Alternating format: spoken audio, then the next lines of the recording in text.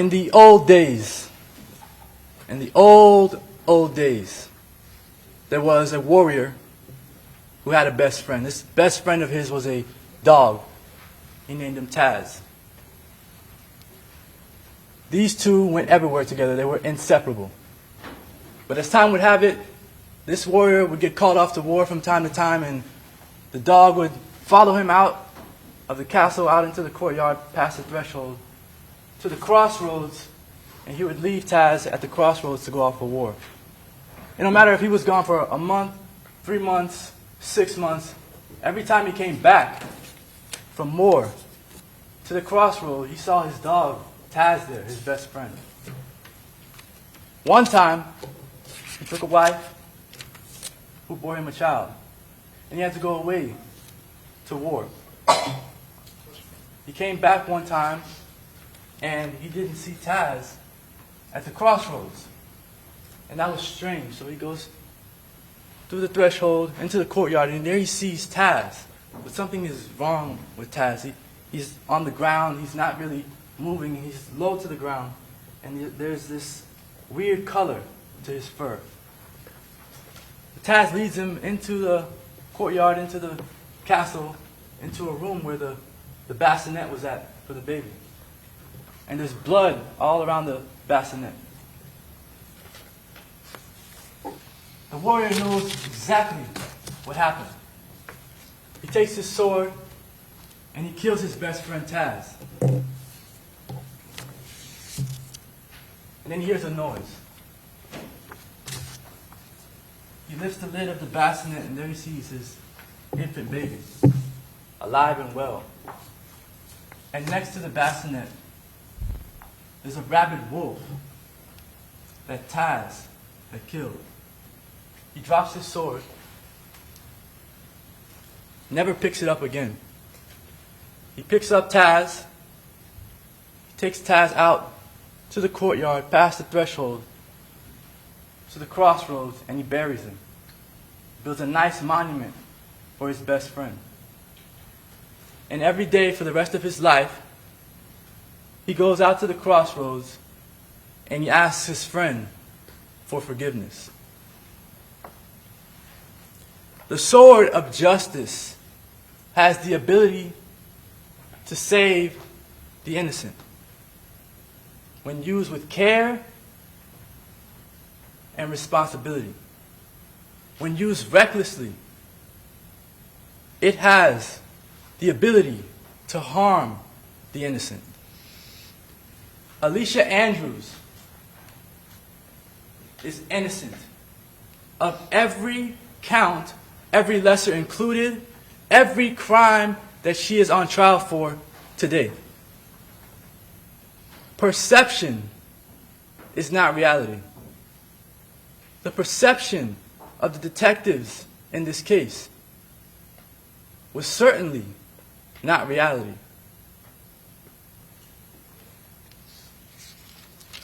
The state sees Alicia as some gangster queen pin.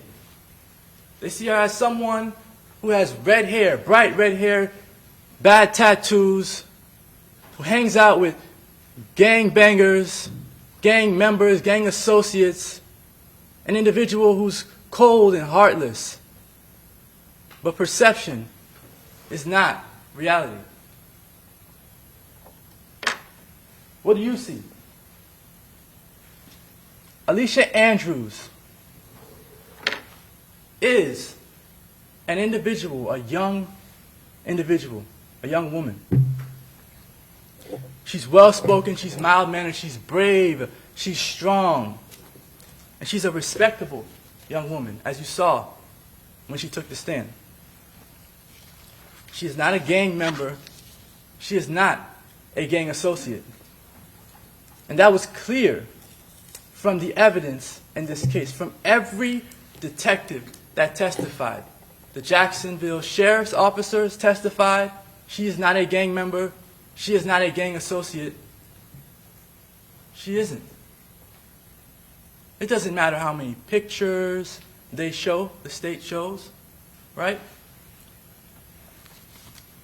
In fact,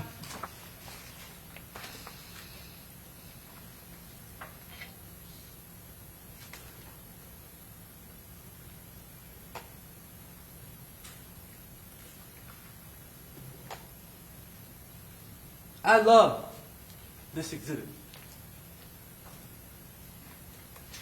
I love this exhibit. I love this exhibit.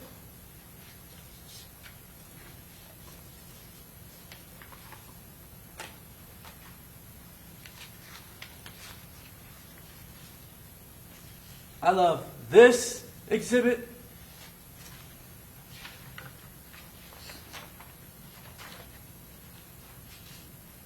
I love these exhibits from 2021. And why do we love these exhibits? Because they embody exactly what the state's case has been about. Absolutely nothing. All of the evidence, now most of it, of this evidence has been about a gang war in Jacksonville for which Alicia Andrews does not take any part in. 98% of the evidence in this case that you saw over the last 2 weeks has to do with all of these individuals, whether it be Quan, whether it be Young and Ace, whether it be 6 Block, whether it be 1200, 2100.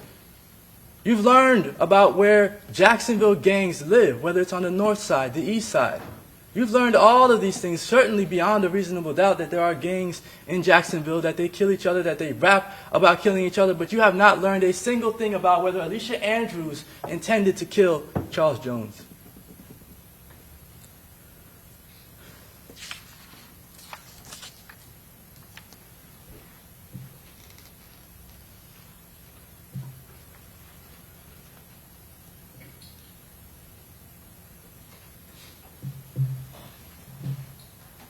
From the start of this case, the defense never said anything about a romantic getaway with Alicia Andrews.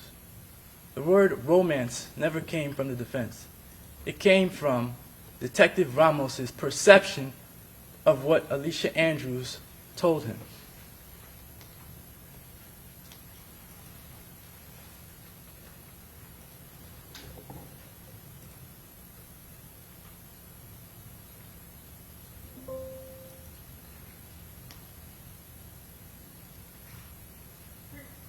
Judge, may we approach? Yes.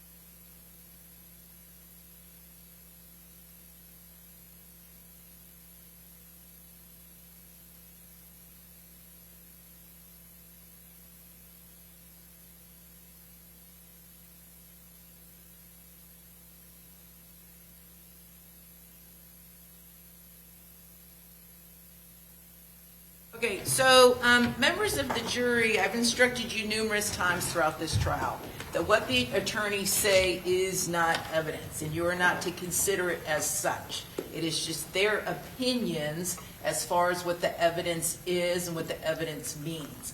Ultimately, what the evidence means is solely up to you all. Okay? All right, go ahead.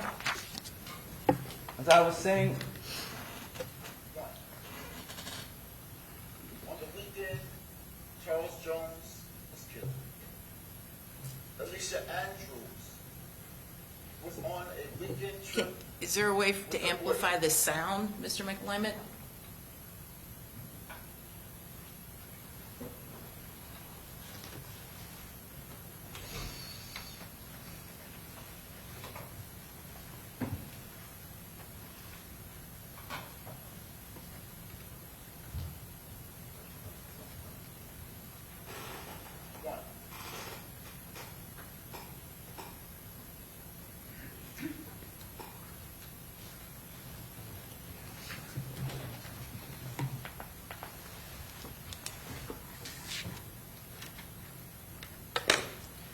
I want to start from the beginning. Alicia Andrews was asked by her boyfriend to inquire about an Airbnb. He doesn't say to her, Alicia, I need you to figure out about an Airbnb so that we can go to Tampa and we can kill Julio Foolio.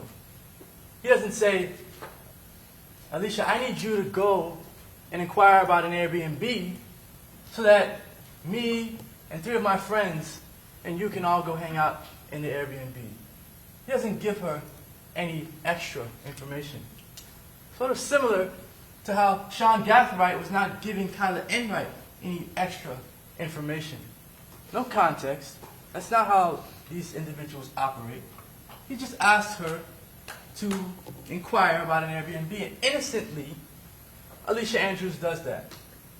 She gets on Instagram, she sends a text message to someone she knows and asks, do you have an Airbnb available?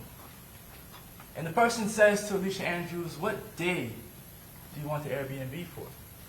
And Alicia Andrews, not knowing that this is some murder plot, says, the 23rd, or what day do you have available? The first indication that she has no idea that she has to be in Tampa on the 23rd for Julio Foolio. Or else she would not be telling the person that she's inquiring whatever day you have available, or what days do you have available. The first indication, from the very first piece of evidence that the state has. If the detectives did not have this perception of Alicia Andrews that was flawed, maybe that would have been the first indication that she's innocent. That she did not know what was happening. The second indication from that same transaction is that Alicia Andrews never pressed the issue with this person. In fact, Isaiah Chance and Rashad Murphy, off in their own world, got impatient. And they went ahead and booked the Airbnb without Alicia. Because Alicia is not in the group. And because, like we said in opening statement, Alicia is not in the loop. Simple. The next thing that happens is that on the morning of the trip, what happens? Sean Gathright, Isaiah Chance, they're at Sean Gathright's home. Where's Alicia? Not with the group. Not in the loop. Alicia Andrews is at home, doing whatever she's doing at home. Isaiah Chance gets to Sean Gathright's house. You can see he has a gun. You can see he gets out of the car with the gun. He puts it in his waistband. He goes inside the house. He and Sean Gathright begin to pack the bags, moving bags from car to inside the house, or from car to car. They're moving the bags, shuffling the bags. Hours worth of work. Packing, get ready to go. It's only then, after they've done what they're conspiring to do, that they then go and pick up Alicia Andrews. She's not around them to know what they're doing, what they're planning, what they're discussing. She's not. It's simple. That's on camera. Thank the detectives for bringing you that footage. Because if we didn't have it, I wouldn't be able to sit here and tell you that. So Alicia Andrews comes to Sean Gathright's home. When she gets to Sean Gathright's home, she doesn't go inside and say hi to him or his parents or anyone who's inside. She doesn't do any of that. She waits in the car, like Isaiah Chance tells her to do. She waits there until the other car pulls up. She gets out of one car, she gets in another, and then she takes off. Mind you, this is the third car that she's been in for that day, the third one. Because the first car was from her home to the place where Isaiah Chance picked her up. The second was Isaiah Chance's BMW to the home. And the third is this Impala that she's not familiar with to get down to Tampa. She gets to Tampa with her boyfriend and with Sean Gathright. And at that time, as the evidence is clear, there is no Rashad Murphy, there is no Davion Murphy at the Airbnb. At the Airbnb. So she goes inside of the Airbnb, and we'll reverse a little bit about that whole front door, back door issue. But she goes inside, and Davion Murphy and Rashad Murphy are not there yet. They're just not. And when she's asked about whether they're there when she gets there, and she says no, it's the truth, by their own data. She goes upstairs, and she's in the room. And at some point in time, these four men, they leave her at the Airbnb, and they go on their own mission, leaving her out of this group, out of the loop. So they leave her at the Airbnb, and she's not being texted to find out where Julio Foolio is. They're not asking her to DM Julio Foolio. There's no efforts by Alicia Andrews to reach out to anyone to figure out where Julio Foolio is, where his crew is at, where he might be partying. Nothing like that. Alicia Andrews is back at the Airbnb looking for food after she was abandoned by her boyfriend. Looking for Pizza Hut, which she can barely afford, and then ultimately has to settle for McDonald's.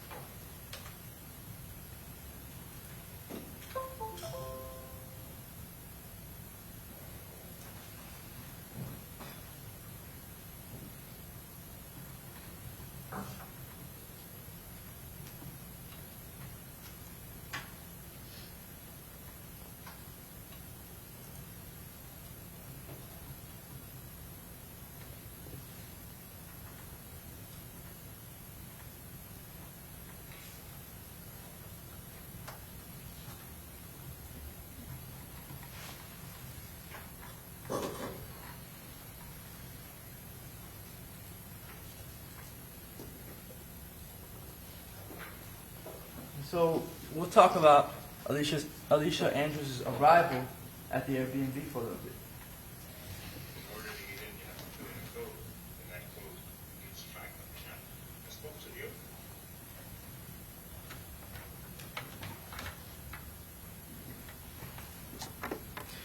The detectives in this case were sure, 100% sure, that Alicia Andrews opened that front door with a code and let everyone else in through the back. Because as their theory, their perception would have it, is that Alicia Andrews is the cover for them. And so that was their perception, and so every piece of evidence that they looked at after that had to be that way.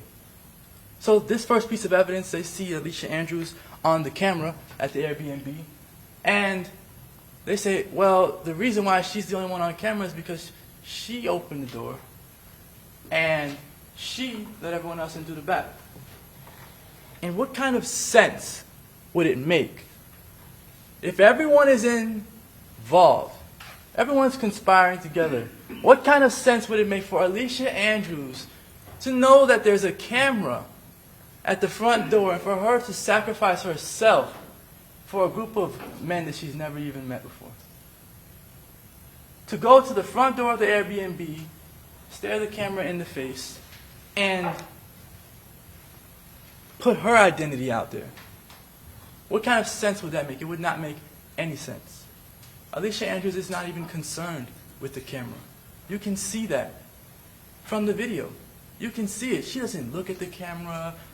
She's not staring it down. She's not worried about it.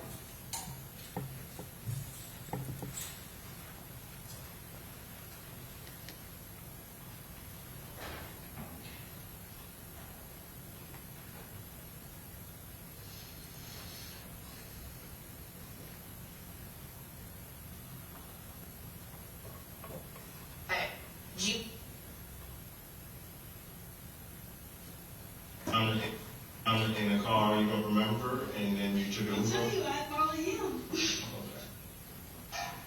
And in order to get in, you have to put in a code, and that code gets tracked on the app. I spoke to the owner of the Airbnb. Nobody else went in. How did they get in? I'm not sure. Did you let them in another door? Is it possible you could have opened the back door? No. What did Detective Ramos say? He said he spoke to the owner of the Airbnb. And so he's confident that he knows what he's talking about because he spoke to the owner. We spoke to the owner as well in court, in trial. And after he actually spoke to the owner, after he actually got the log in this case, the log, after he actually received it, a month or two prior to trial, you can't remember the date, he then realized that he was wrong. But that's not the only thing that Detective Ramos has been wrong about. It's not the only thing that the state has been wrong about in this case. But with the information that he did not have, with the video that he did have, he arrested Alicia Andrews on bad information.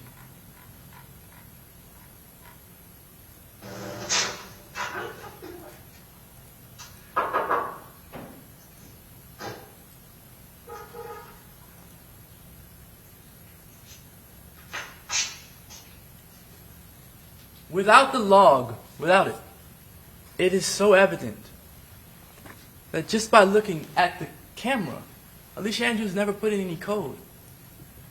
It's evident because she knocks on the door. Why would Alicia Andrews knock on the door if she was the first person there and she had some code to put in to the Airbnb? She wouldn't. She would put in the code. She didn't put in a code because she knew somebody was already inside. So without the locking log, the Detective Ramos, should have known that there was no way that she was putting in a code to get in that front door because it's on video. But his perception led him down a different road. His perception was not reality.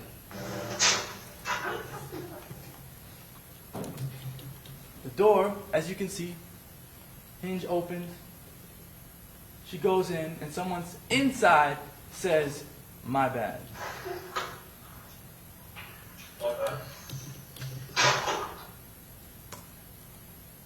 But it wasn't until a month before trial that Detective Ramos realized he messed up.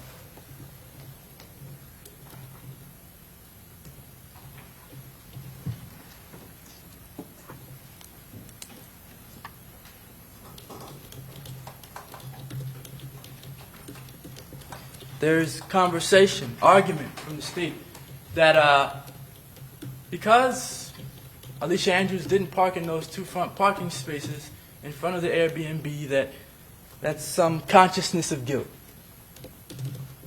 First off, Alicia Andrews is not driving the car. She's not driving the vehicle.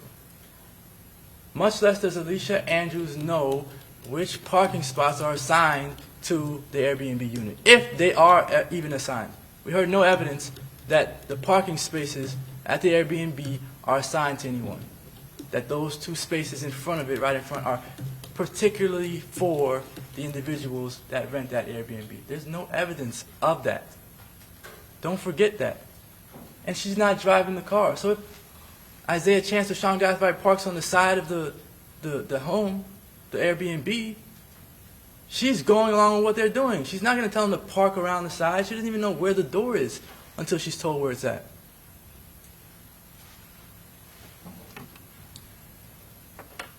So, speed up. They leave the Airbnb. When I say they, I mean the four men. They leave the Airbnb, leave Alicia inside.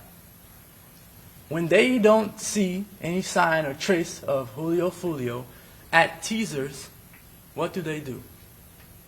Here comes Sean Gathright. Sean Gathright says, "I am going to text Kyla Enright, my girlfriend, and I'm going to see if she can get me the location for Julio Foolio." This is part 2 of their plan, or plan B.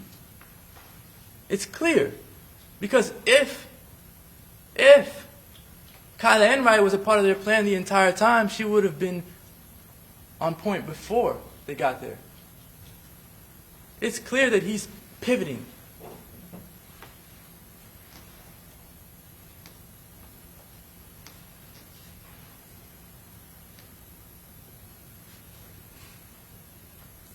He says, "I need y'all text Fat Boy." Kyla Enright says, "About what?"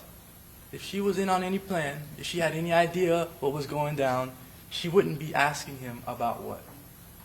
He says, "Hey sis, I need you to text Fat Boy and tell him you're trying to pull up and you're trying to see him tonight." This is not a well thought out, orchestrated plan that the state would have you believe. These individuals are just flying by it, just trying to figure it out as they go. He know I'm gone. I've been FaceTiming him while I'm out. Sean Gathright says he in Tampa right now, but make it seem like you don't know he here or there.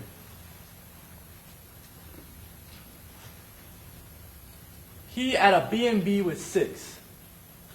Be like, where you at? I want to pull up. I'm drunk.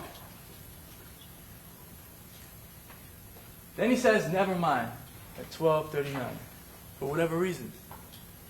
He's texting her these things. And then she writes back to him and says, we at Tier the Club? You want to come to the B&B with us? Question mark. She thinks he might be where she's at, in a different city. She has no idea what Sean Gathright is texting her for or really about. But she's responding to him, innocently responding to him. He's trying to use her to commit a murder. And she has no idea. These individuals are very good at concealing their intent, at concealing what they're trying to do, and they're good at doing it to the people that they're closest to. Sean Gathright, his mother, and his grandmother have zero clue about what Sean Gathright does in his spare time. Zero. And they live with him. His mother lives with him. That's his grandmother's baby. You cannot tell Sean Gathwright's grandmother anything about her baby. They have no idea.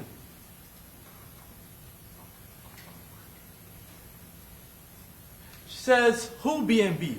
And he says 6. Fools. It's his B-Day and Fat Boy with him. She says, not here in Jacksonville? And he says, nah, they in Tampa. So whoever is texting from Kyla Enright's phone has no idea that it's 1, Foolio's birthday, 2, that Foolio is not in Jacksonville. And so is it really that difficult to understand that not everybody is looking at Foolio or watching his page or knows what his birthday is or knows what club he might be at? It's not difficult to believe that, to understand that, to comprehend that. Because it's here in your face. And this is not Alicia Andrews. But Alicia Andrews is in the same position because she doesn't follow his Instagram page like that. She may press the button. Julio has millions of followers. But it's clear from the evidence that she wasn't searching his page at or around this time. It's clear because the state had evidence that Rashad Murphy was using his phone to search Julio Foolio on Instagram. That was clear. If the state had evidence that Alicia Andrews was searching for Julio Foolio on Instagram, they would have rolled out the red carpet, put that evidence up there on the stand, and presented it to you all. There is absolutely zero evidence that Alicia Andrews knew that Charles Jones was going to be in Tampa that weekend. Zero evidence.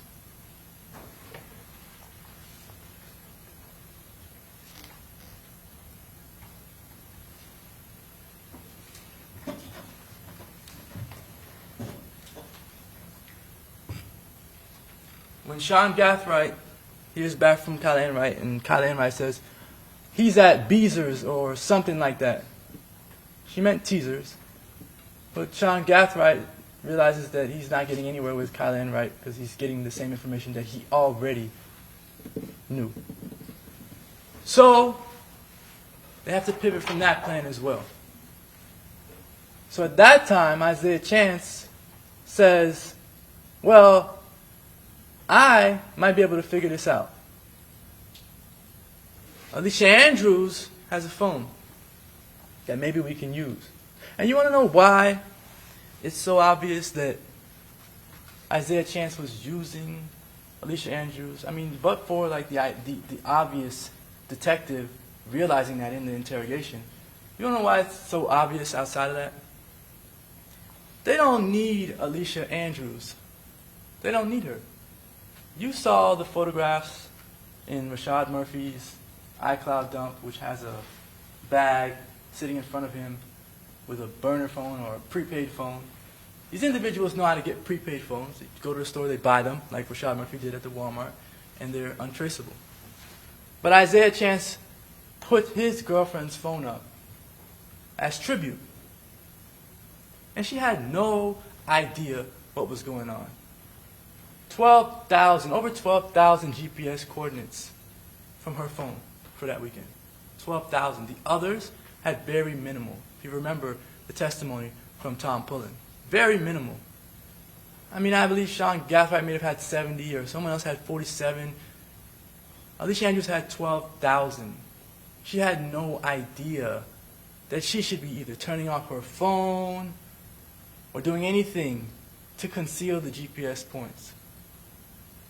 She had no idea because she wasn't in the group, because she had no role in this conspiracy, in this murder plot. So Isaiah Chance says, okay, you all go in another car, and I'll go with Alicia. I'll take her in the Chevy Cruze, or the silver Chevy Cruze, and you all go in the bigger car, the Impala. And so he does come back. He gives her some McDonald's. He deals with her hunger very minimally. Right? McDonald's, some chicken nuggets. And then he takes her to Teasers under this guise that he's taking her out. And does she know what he's actually doing? Absolutely not. There's absolutely zero evidence that she knows what he's doing.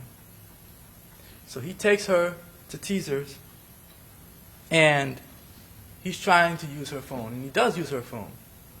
And the state's version of the story is that she is cover for him outside of this club. And while he may have been using her, it makes absolutely zero sense that Alicia Andrews is cover for him. And Alicia Andrews is not an invisibility cloak. Standing next to Alicia Andrews does not make him less noticeable. If anything, it would make him more noticeable. Robert Howard knows who Isaiah Chance is, with or without the medical mask. So if Robert Howard saw Isaiah Chance outside as he testified, he would, I guess, let his friends know Isaiah Chance is around and he's in the vicinity.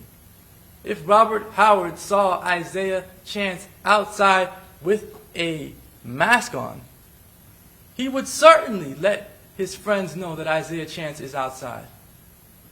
Certainly. The mask itself, that's not helping. That's not concealing anything. If anything, that would make it worse. So when Alicia Andrews says that she's pregnant, and then when she went out to the club, she decided to put on a mask, it's because she's pregnant and doesn't want to inhale smoke from all these people. She's not wearing the mask for COVID purposes. Yes, COVID, you wanted to social distance. You wanted to not be around somebody, so you put the mask on. Even if it was just a couple of people, maybe you put the mask on. And then, as time went on, people got lax. They wouldn't put the mask on if it was around people that, a couple people. They would only put it on outside in the public. And remember, this is 2024. It's not the neck of COVID. It's not March 2020 when COVID started, or a little bit after that.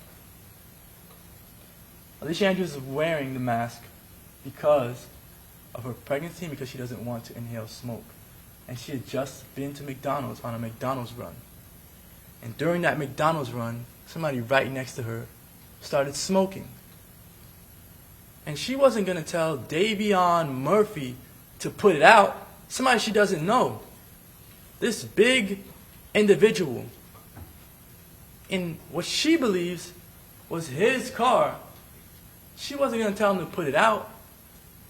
But when they left McDonald's, she went and she got her face mask, and they went to the club. Outside of Teasers, in the video that you see, that you've seen enough times, I won't play it over for you, but outside of Teasers, you see Alicia Andrews arrive at Teasers. Her boyfriend is driving the vehicle. They get out. He asks her for the phone. She gives it to him. She unlocks it. He tries to make a call. The only logical explanation for what happened when he tried to make that call is that the other person did not pick up the phone. Why is that logical, and why is it the only logical explanation? Is because a few minutes after that, he's texting Sean Gatherite to pick up the effing phone. Twice. You do that when somebody does not answer the phone. So when they're outside at Teasers and they're on video camera and you see him with the phone there, yes, he's probably trying to call and it's probably ringing. But the reason why he texts a few minutes later to pick up the phone is because the phone didn't connect. And the call detail records at 2:31 show that there was a call that went out and a call that did not connect. It didn't connect. So whatever the state wants you to think that Alicia overheard in that time, there was nothing to overhear. And Isaiah Chance says, okay, well, this club is packed, let's go. Alicia Andrews is like, all right, whatever. She gets in the passenger seat. They go to another area off of Hillsborough. This is what the detective testified to. And for some reason, the detective wasn't able to track down the location on Hillsborough where Alicia Andrews was at, but he was able to track down the other locations. He was able to track down the McDonald's that she went to and got cameras there. He was able to track down Teasers. He was able to track down Truth 18. He was able to track down the USF parking lot pole camera. And he was able to track down Tesla cameras, Home 2 Suites cameras, all of these cameras, except for the ones on Hillsborough. And Alicia Andrews testified that she was at another place called Players Club. And that that's the location where she went up, where I guess Isaiah Chance went up to the bouncer, asked how much it cost to get in, gave them too high of a price.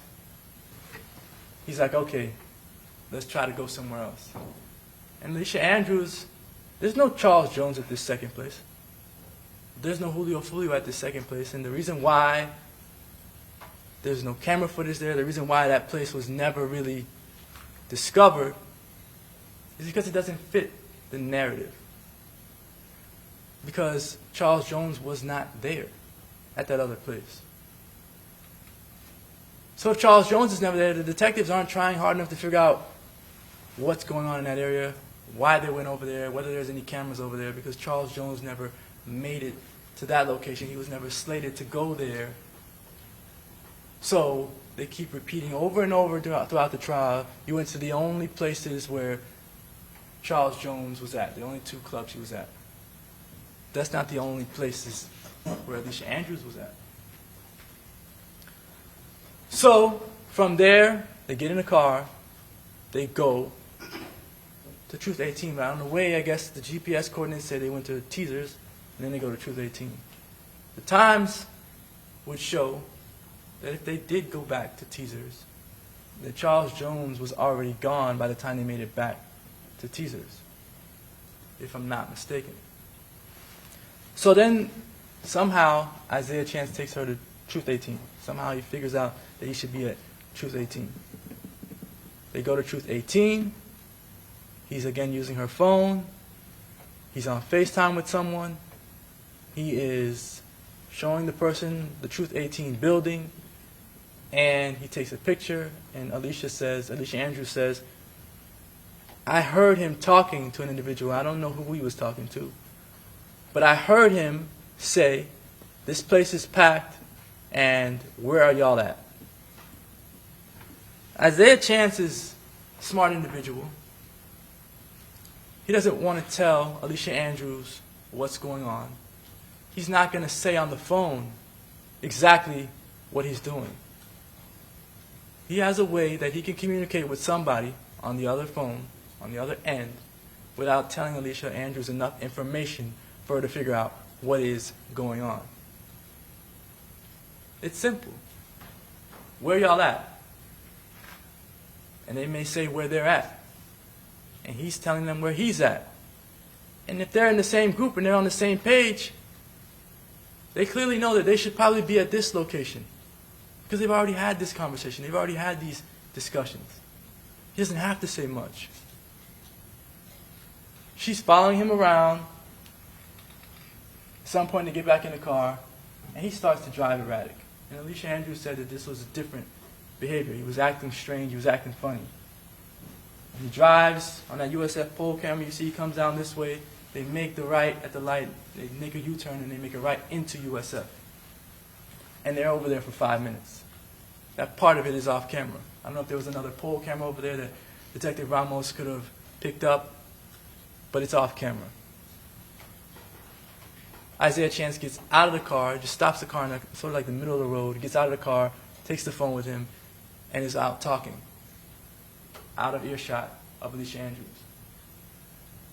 They stay in that area for about 5 minutes, then he gets back in the car, runs a red light, goes into the Home 2 Suites parking lot, is in there for less than a minute, goes in, circles around, and leaves out.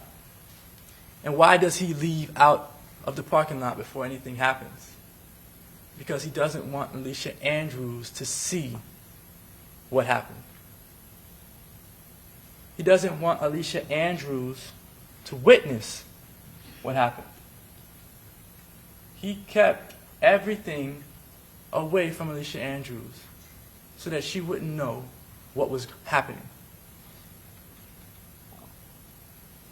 They get back to the Airbnb, and these other individuals are already there. They're already there. Whether they left their guns inside of whatever car they drove there in, whether they packed them up before Alicia got there. When she got there, she went inside, she just saw these individuals. Like she said, they looked disoriented, they smelled, and she decided to just go upstairs. And anytime that she did come downstairs and they were talking, anytime that she did come downstairs, they would stop talking because she's not in the group. And it makes complete sense, because why would some strangers, Davion and Rashad Murphy, why would they include Alicia Andrews in a plot to kill an individual? They don't even know Alicia Andrews. Why would you include someone you do not know in a plot to kill a famous person? But Isaiah Chance, he wanted to bring Alicia Andrews along, and whatever he had to work out with them, with these men or whatever, he worked out with them, and she was there. Common sense, if we're talking common sense, would have you know that he and the other men probably had a conversation. This is my girl, look, don't worry about her. I'll keep her out of it. And she was kept out of it. Alicia Andrews is never seen with any guns on any of these cameras. Alicia Andrews is not carrying any of these big, heavy bags as much as the state wants you to believe that she is. She carries her bags, and then the one time she's carrying the pink bag is when she puts it in the Uber. And that pink bag clearly does not have heavy ammunition and rifles in it. Clearly. When I asked Detective Ramos, will those rifles fit in the pink bag? Instead of just saying no, because that's the truthful and honest answer, he says, I don't know. I don't know how big the pink bag is, but we all can see the pink bag on the video. We can see how small it is, the size of it in relation to Alicia Andrews. The bag doesn't fit rifles in it. It doesn't. The rifles, you saw them for yourselves. You had Amara Drew stand right in front of you, show you the rifle, show you the safety on the rifle, show you how it works, what it does, why it does what it does. The brass catchers had an entire class on these rifles. So use that information. It's evidence. It may not be evidence against Alicia for this crime, but it's some evidence. And you can use that evidence to show that there's no way that those rifles could fit in that pink bag. And I don't know why the pink bag became such a big thing in this trial. Because there's no evidence, and the state agrees that they don't know what's in the pink bag. There's no relevance to showing this pink bag. It's just a pink bag. Probably dirty laundry inside of it.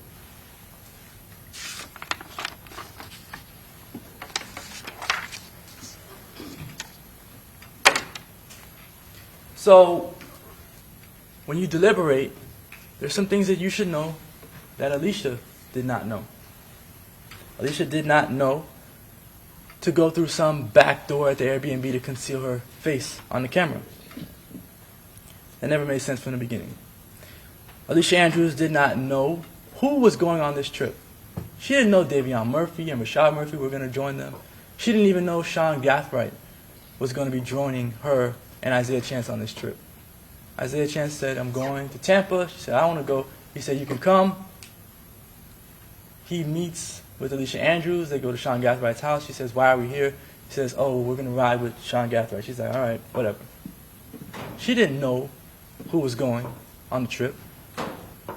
Alicia Andrews didn't know who was on the other end of the phone calls that Isaiah Chance was making. She did not know who was on the other end of the text messages that Sean Gathright sent out. She didn't even know that Sean Gathright was sending out any text messages to an individual named Kyla Enright. Alicia Andrews did not know that she should stay off her phone, that she should turn it off. That's evidenced by the fact that she had over 12,000 GPS points, data points on her phone. She did not even know who Davion and Rashad Murphy were, if that wasn't clear throughout this trial.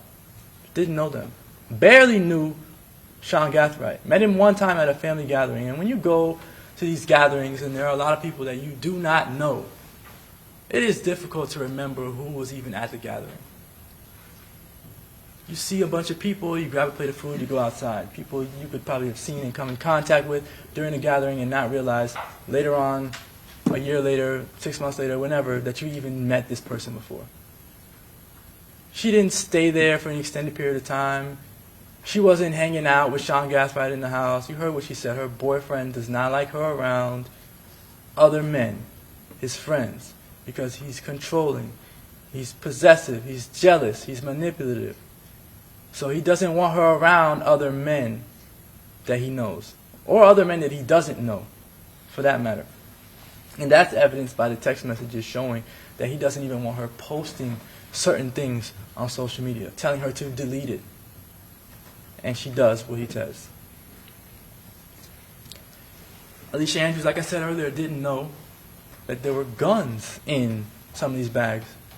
And is that so hard to digest? No. The Uber driver handled the bags. He was helping with the bags when he dropped them off in Jacksonville. He didn't know that there were any guns in the bags. Sean Gathright's grandmother watched Sean Gathright transfer bags from one car to the next, and she didn't know that there were guns or ammunition standing right next to him.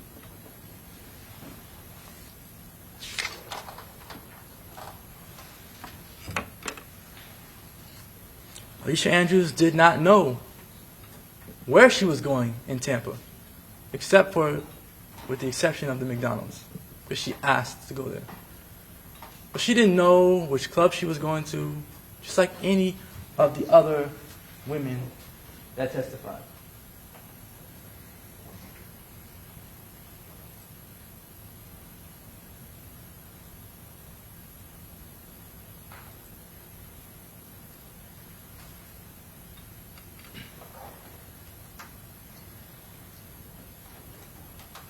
Alright, do 6 Block and ATK get along? I don't know. I'm a girl. When you say you're a girl, what do you mean by that? I don't get into all Object. that. May we approach? Okay. Yes, Then I- Please stop.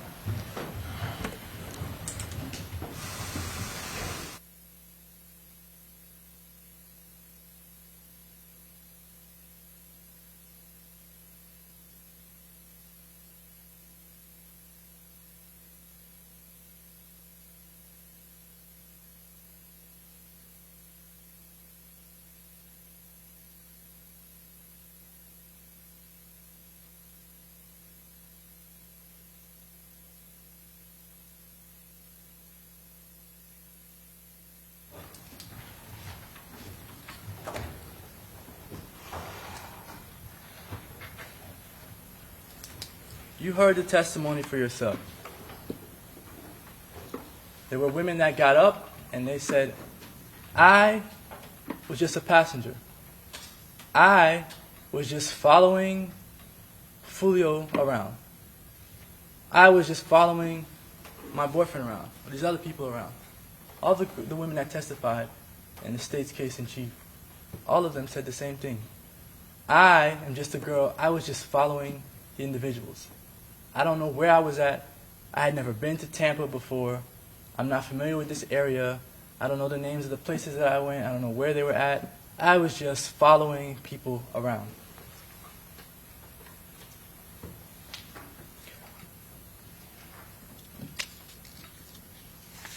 Alicia Andrews' phone came up in this trial.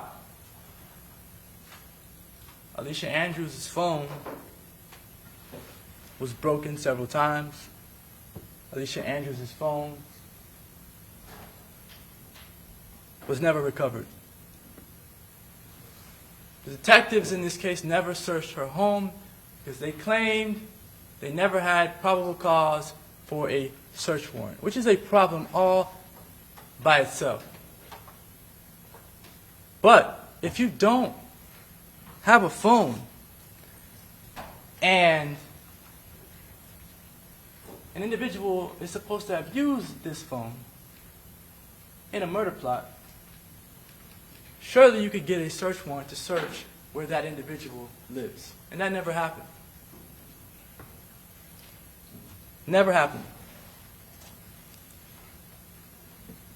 The Text Now application that Alicia Andrews was using. The Text Now application, as we heard, is an application that you can use on an iPhone either when you don't have service or if somebody blocks you from regular service, you can use the Text Now application to text. And Alicia Andrews would use the Text Now application to text Isaiah Chance. Specifically around the time of this murder plot, she was doing it because he had blocked her on the regular text messaging app, and so she was using the Text Now app to text him back and forth. And you see the text messages that were recovered from the iCloud or the phone or wherever in evidence. There are text messages as recent as June 17, 2024. When Alicia Andrews got a new phone, when she got a new phone, her iCloud was still there. And they were able to pull from the iCloud.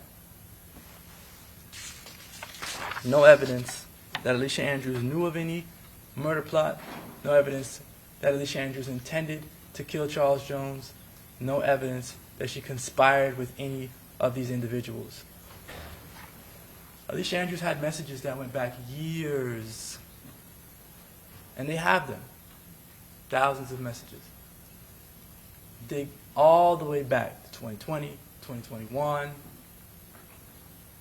Back when she was in high school, talking to her best friend at the age of 17.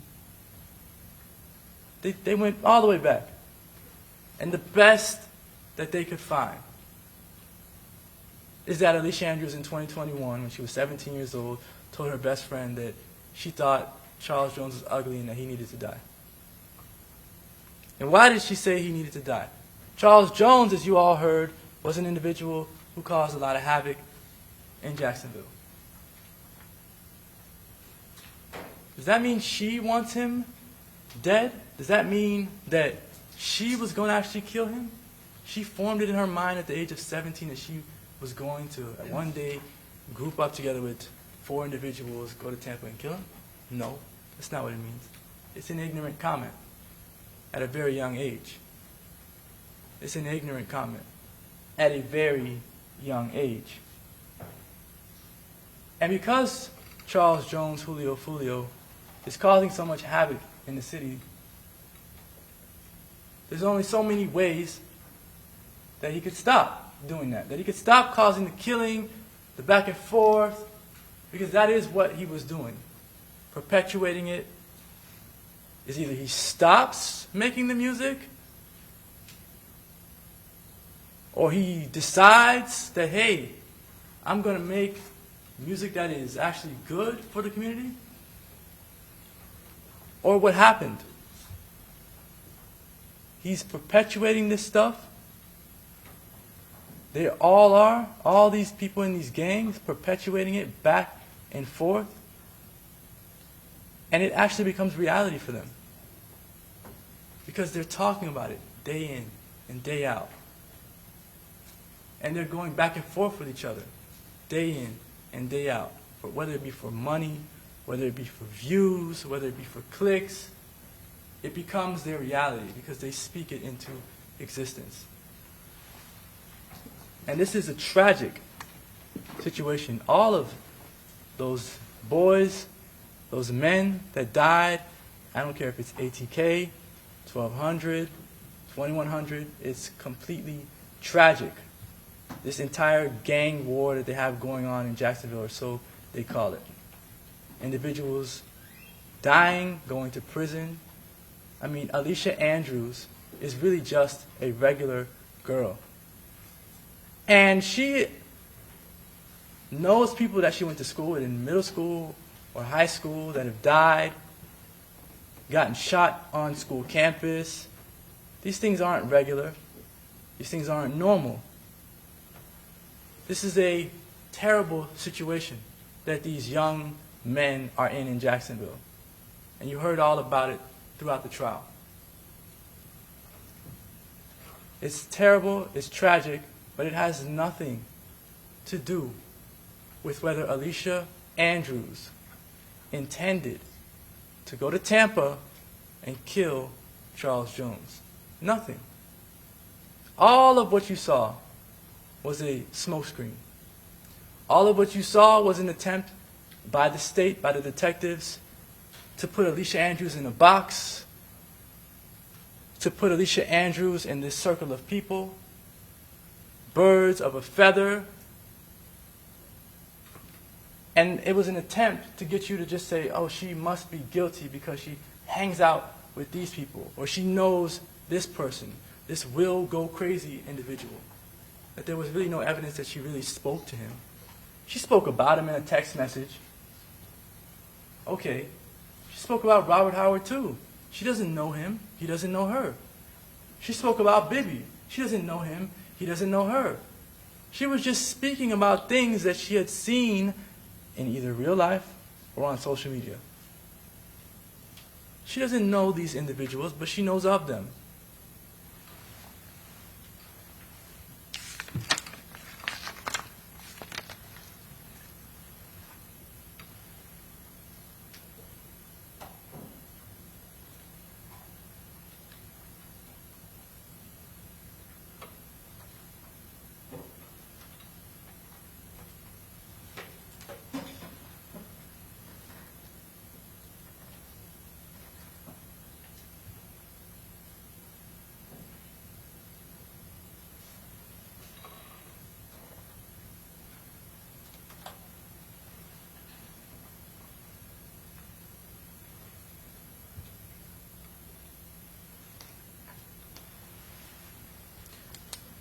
Beyond and to the exclusion of every reasonable doubt. That is the standard of proof in this case.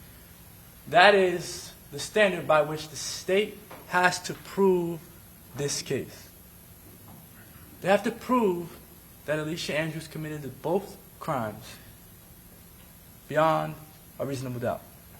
And if you ask yourselves whether at the close of evidence you felt or you knew that the state proved this case beyond a reasonable doubt, you can almost guarantee that that was not the situation. So let's talk about reasonable doubt. The judge is going to read instructions to you and tell you where you can find reasonable doubt. And I have an acronym for it. It's called CLE. You find reasonable doubt in the conflicts in the evidence, in the lack of evidence, and the evidence itself. Is there really enough evidence in this case? Think about the conflicts in the evidence, the issues that the detectives had. Think about whether there were any conflicts in Alicia Andrews' testimony. Alicia Andrews did not have to take the stand, but she did. And she told her story, and you can't teach that. It either is the truth or it's not. Alicia Andrews showed you that she has nothing to hide from you all. Nothing. This is not a police interrogation room. This is not a room that she's being pressured by two detectives in some small closed-off area. This is a courtroom. And she came in here and told you the truth about everything. And as much as the state pushed and pushed and pushed and tried to get her caught up in some lie or some story, Alicia Andrews never, not once, went impeached. Not once. So is there any conflict in Alicia Andrews' testimony? No, not at all. 100% flawless. In this case, there is a clear lack of evidence, and it doesn't matter how many times the state says that they have overwhelming evidence in this case. They do not. The only thing that was overwhelming about the evidence in this case is the fact that there's a gang war going on in Jacksonville. That's it. Overwhelmingly, everybody is aware that people are dying back and forth because of drill rap music in Jacksonville. That is the overwhelming evidence in this case. This case is not about some October 7th, 2023 shooting. It's not. A shooting that's still under investigation almost 2 years later. A shooting which Jacksonville Sheriff's Office has not made any arrests. A shooting which there's no probable cause to arrest anyone. But they claim that Isaiah Chance and Sean Gathright are the suspects in that case. But they haven't been arrested for anything. After 2 years of an open case. And that case is being used to tie Alicia Andrews into this case, and she has nothing to do with the October 7th shooting of Charles Jones. You saw text messages between Alicia Andrews and Isaiah Chance around that same time period, from 2023. And what is Isaiah Chance telling Alicia Andrews? That he doesn't want to be around her right now, he needs some time because his friend has died. She's not even around him at that time. But somehow, some way, that information, that evidence is in this trial. It's being used to try to convict Alicia for these charges. And the two have nothing to do with each other. The town center shooting has nothing to do with this case. The fact that some person named 23 died, that youngin' Ace got shot, that his brother was there and his brother got shot as well, has nothing to do with whether Alicia Andrews knew that her boyfriend and these other individuals were going to Tampa to kill Charles Jones. It has nothing to do with anything. This town center shooting, the Rains shooting, the one that happened in 2018 with Robert Howard, has nothing to do with whether Alicia Andrews intended to kill Charles Jones or even knew that he was going to die. Nothing. All of this back and forth from 2018 that you've heard, all of it, just think about it. What does it have to do with Alicia Andrews? And over, every witness after witness, didn't know Alicia Andrews, couldn't tell you the relevance of some of the things that the state presented against Alicia Andrews. If this case were against any of Alicia Andrews' co-defendants, it'd be a different story. But this case is against Alicia Andrews. This is state of Florida versus Alicia Andrews, and I would like to stay in that world.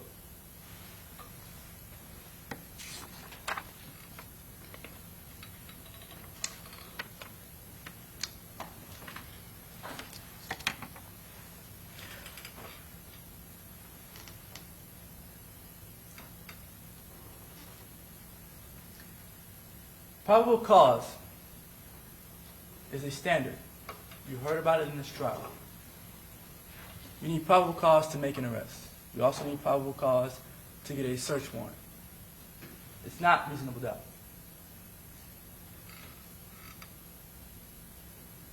Reasonable doubt is higher than probable cause. It's also higher than what they call the greater weight of the evidence, which is a little bit over 50%.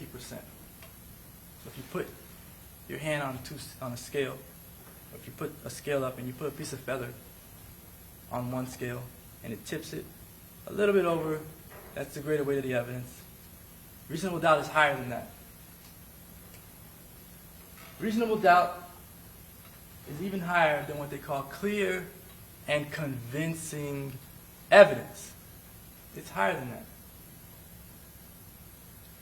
Reasonable doubt, beyond reasonable doubt, is the highest burden in a criminal trial.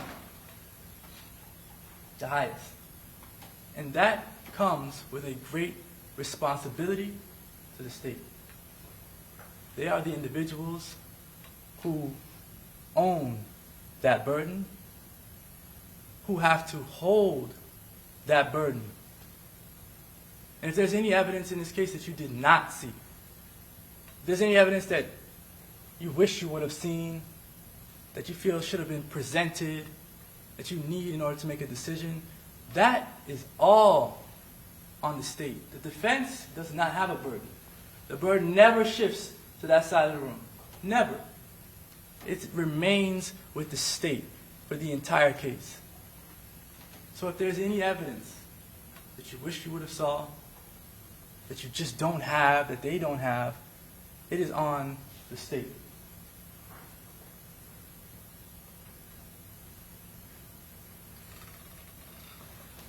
Every Thanksgiving, there's a grandmother. She would make food. In her kitchen, she'd make this food for her family. She makes the food and she sits at the kitchen counter. She likes to make food with a glass of wine. She takes a sip from the glass of wine and she's making different things. She's seasoning the curry chicken, the brown stew chicken, the oxtail, the dumpling. She's handling it. And as she's taking a sip from this glass of wine, she drops it by accident. She starts to pick up the pieces of the glass and she starts to put them together. So she gets to the very last piece and she realizes she's missing a piece that she cannot find. She looks at the glass, she looks at the food that she's preparing, and not for 1 second, she takes the food, all of it, and she throws it away. Ladies and gentlemen of the jury, you all need to throw this case away. Alicia Andrews is not guilty of anything. Not first-degree murder, certainly. Not second-degree murder. Not manslaughter. Nothing. Not conspiracy to commit first-degree murder. Absolutely nothing. The state has not proven anything against Miss Andrews, except for the fact that she hung out with a bad boyfriend.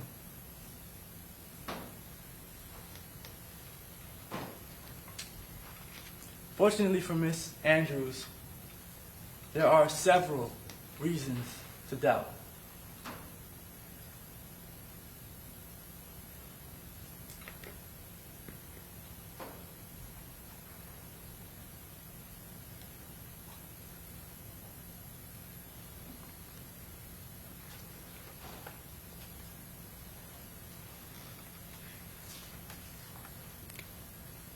There's enough to go around for everyone.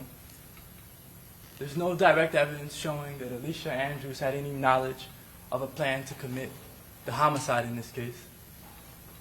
Alicia Andrews is not a gang member or gang affiliate. All of the evidence that you heard in this case about this gang war has nothing to do with her. Investigators have found no proof that she participated in, planned, or assisted with the homicide in any way. In this case, when questioned by the detectives, Alicia Andrews was truthful about her involvement in this case. Truthful. She gave them the information about herself. She was not going to sit there and convey information about people she did not know, people who could potentially harm her. She was not going to do that. And the detectives started off the conversation, both of them said it. If you don't want to talk about something, you don't have to talk about it. She decided she wasn't going to talk about certain things. The detectives charged Alicia Andrews for first-degree murder on incorrect assumptions that she was some cover, that she was letting people in through the back door to hide their identities. Unlike the other individuals, Alicia Andrews made no attempt to conceal her whereabouts. Her phone was on, fully active. She walked into that Airbnb, the front door camera. No issues. Made no attempts to conceal that. Alicia Andrews never possessed a firearm. All the other individuals in this case had on black. Black, all black. Alicia Andrews went out with her blue jean jacket, her Crocs on. This is not attire to go stalking anyone. This is not the attire to go running around shooting anyone. She went outside, colorful as ever. There's no confession in this case. There's no cooperating witness in this case at all. And there's no physical evidence tying Alicia Andrews to this case. The only evidence that was sent off for any testing was the 30 casings that were left at the scene. 30 casings. And those came back with nothing, no DNA, no evidence. There was other evidence that could have been tested. All the evidence that Sean Gathright had on him, the evidence at Sean Gathright's mother's house, when I say the evidence that was on Sean Gathright, I mean the evidence in the Forerunner, the ammunition, the guns and whatnot. Those things could have been swabbed for DNA, for fingerprints. And had Alicia's fingerprints or DNA been on any of those items, you would know that she must have been involved in some sort of planning. Because as people conspire to do things, and they conspire to shoot someone with weapons, what do? They pass them around. Things get passed around. You take this gun, you take that gun. There's no evidence of any of that. There's no evidence that any of that stuff was ever analyzed. Not by the ATF, not by Tampa Police Department, not by Jacksonville Sheriff's Office, not by the Gwinnett County Police Department. This was a multi-agency effort. And they presented zero evidence that any of that stuff was analyzed for any DNA or fingerprints. And they did that because, or they didn't do it, because I guess they felt they had a strong enough case without it. And maybe they do for the other individuals, but not for Alicia Andrews, not for an innocent person, not for a person who had no knowledge of this conspiracy, not for a person who had no intent to kill anyone, not for a person who did not commit any acts to kill someone.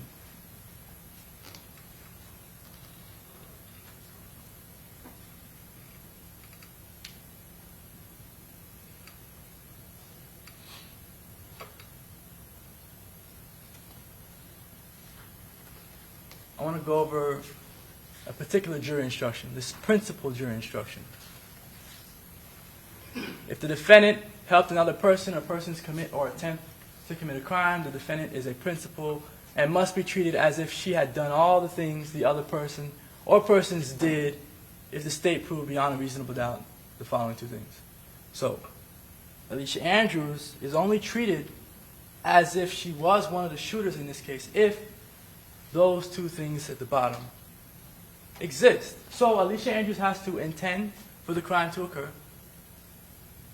And in addition to that, she has to do some act or say something that was intended to, and that did incite, cause, encourage, assist, or advise the other person or persons to actually commit or attempt to commit the crime.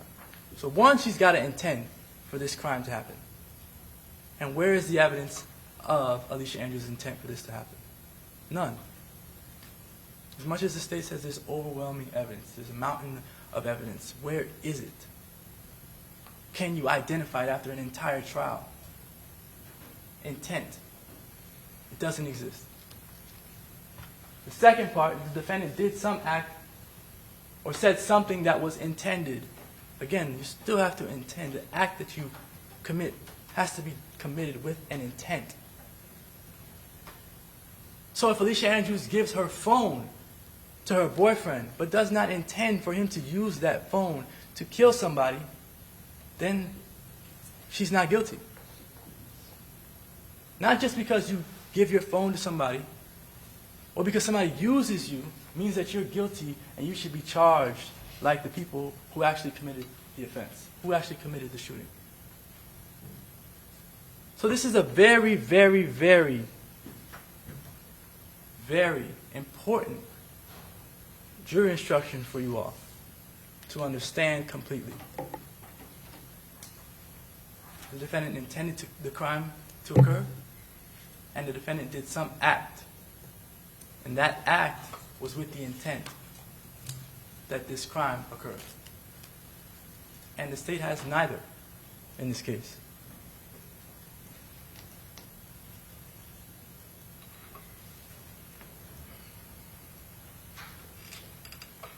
I do want to go over second-degree murder.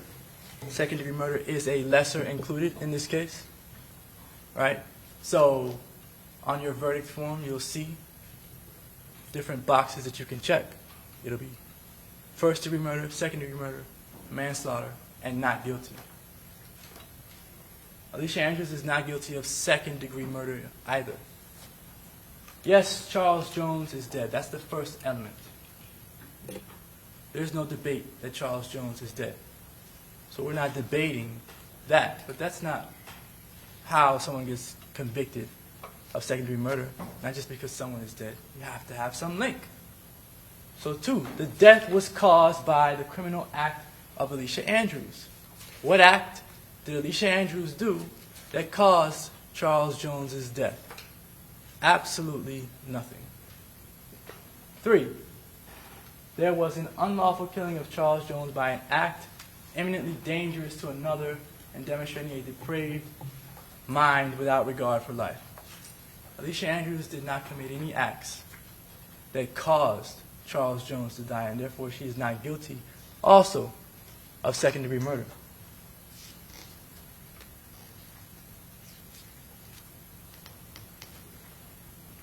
Manslaughter.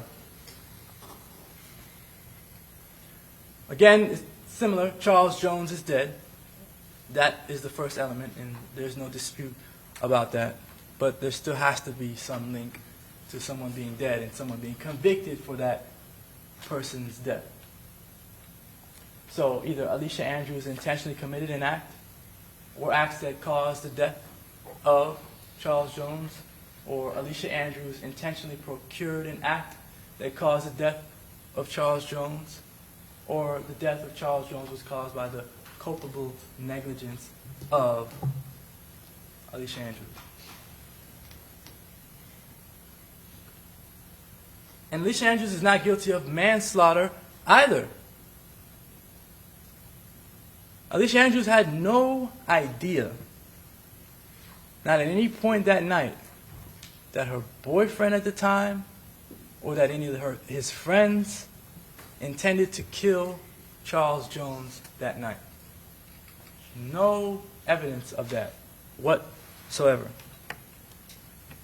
The state keeps mentioning a consciousness of guilt. That is not an element in this case. Consciousness of guilt does not equal an intent to kill. Consciousness of guilt does not equal an act which is required under the jury instructions. Consciousness of guilt is a term that has no bearing in your decision. Your Honor, misstatement of law. Again, ladies and gentlemen of the jury, these are just the opinions of the attorneys in their closing arguments. You will be given the law, and you are to follow the law that I give you. Okay, thank you. And as the judge gives the law at the end of this case, when the judge reads the jury instructions, I want you to look for anywhere where it says consciousness of guilt.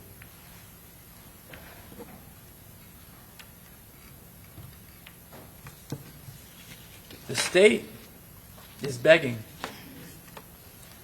you to ignore the law and find Alicia Andrews guilty without any evidence of it.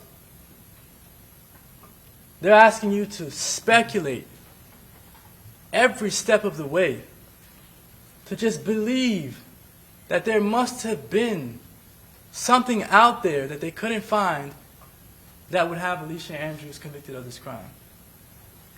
Speculate, assume, make assumptions. Just find her guilty without any evidence. You heard the detective from the ATF task force. He testified in this case. He testified about how the federal government, he works for the ATF, the federal government did not get referred this case. Objection, Your Honor. What's the objection? Judge relevance. Again, members of the jury, you will rely upon your own recollection of what the evidence was in this case, and you'll take that recollection and apply it to the law that I give you in reaching your verdict. The ATF agent testified that the feds were not referred this case. I'm sorry, what did you just say? I said the ATF agent testified that the feds were not referred this case. Okay, well, that is not relevant to this, to He your... testified to a judge. I understand, but it should have been objected to, so...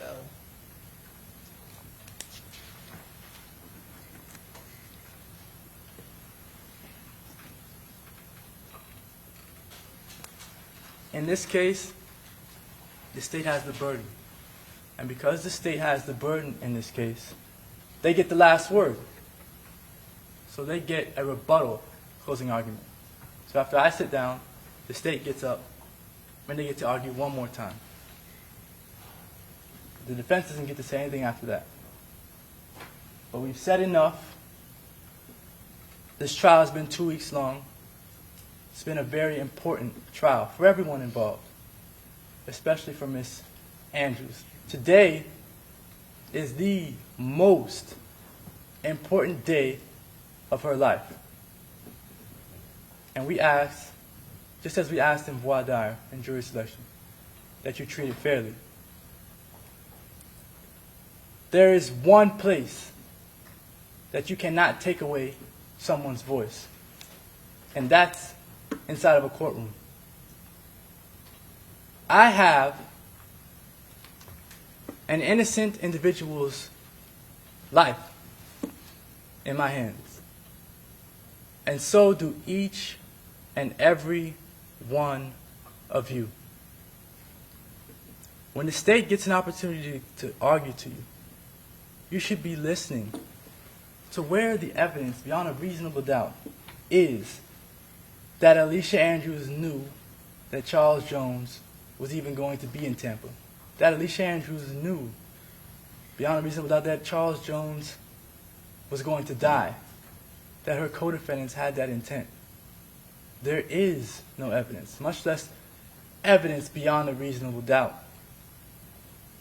These individuals did not need Alicia Andrews. She was not some sort of cover, some invisibility cloak for them. The state mentioned in opening statement that Alicia Andrews was used by Isaiah Chance to look less threatening, to provide some cover. None of that ever bore out during the trial. During opening statement, the prosecutor stood before you and showed you videos of Isaiah Chance packing with Sean Gathright. Then he said that Alicia Andrews was picked up and that Isaiah Chance returned to the party with his contribution. He was referring to a gun, and he showed you on the screen there a gun, and he showed you how the gun was sticking out with the extended magazine and the dust cover of the gun. And it was almost as if he was saying that Alicia Andrews was with Isaiah Chance when he had this gun out.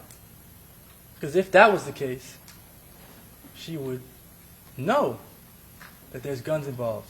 She would know. But that wasn't the case, because none of that happened in Alicia Andrews' presence. The prosecutor in this case, in opening statement, said twice that Alicia Andrews was driving, or you alluded to the fact that Alicia Andrews was driving a vehicle in this case. And at no point in time is there any evidence that Alicia Andrews drove any vehicle. There is evidence to the contrary. Alicia Andrews doesn't drive. She doesn't make the decisions. She's not in control of the vehicle. And Alicia Andrews is not in control, or was not in control, of what happened to Charles Jones. So when you go back into the jury room and you deliberate, you've seen all the evidence. There is no more evidence to show you. Because you've seen all the evidence, you know all the facts, there you know that there is only one verdict for each count. There's only one verdict, and it's the same verdict for each count. The same verdict. That verdict is that Alicia Andrews, as it relates to the charges of first-degree murder and conspiracy to commit first-degree murder, is that Alicia Andrews is not guilty, not guilty, not guilty. Thank you. All right, thank you, Mr.